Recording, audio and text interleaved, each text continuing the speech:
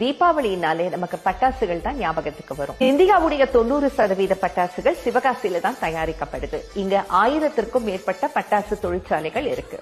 சிவகாசியோட பட்டாசு வரலாறு 19ஆம் நூற்றாண்டுல ஆரம்பிக்குது.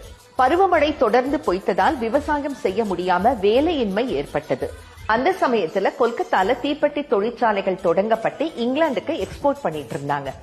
1922ஆம் வருஷம் சிவகாசியுடைய 2 சகோதரர்கள் ஐய நாடார் சண்முக நாடார் கொல்கத்தாக்கு போய் 8 மாதங்கள் அங்கேயே தங்கி இருந்து தீப்பெட்டி தொழில கத்துக்கிறாங்க.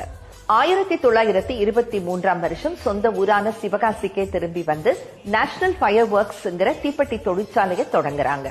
வேலை இல்லாம இருந்த மக்களுக்கு பயிற்சி கொடுத்து தீப்பெட்டி தொழில குடிசை தொழிலாக மாற்றி அமைக்கிறாங்க. சிவகாசி முழுக்க தீப்பெட்டி தொழிற்சாலைகள் மெல்ல மெல்ல வளர ஆரம்பிக்குது. தொடர்ந்து சைனாவை ஃபாலோ பண்ணி பட்டாசு தொழிலையும் தொடங்குறாங்க. 3 நாட்கள் நம்ம கொண்டாடுற தீபாவளிக்கு ஒரு வருஷம் முழுக்க சுமார் 7 லட்சம் மக்கள் இந்த பட்டாசுகளை நமக்காக தயாரிக்கிறாங்க. அனைவருக்கும் இனிய தீபாவளி நல்வாழ்த்துக்கள்.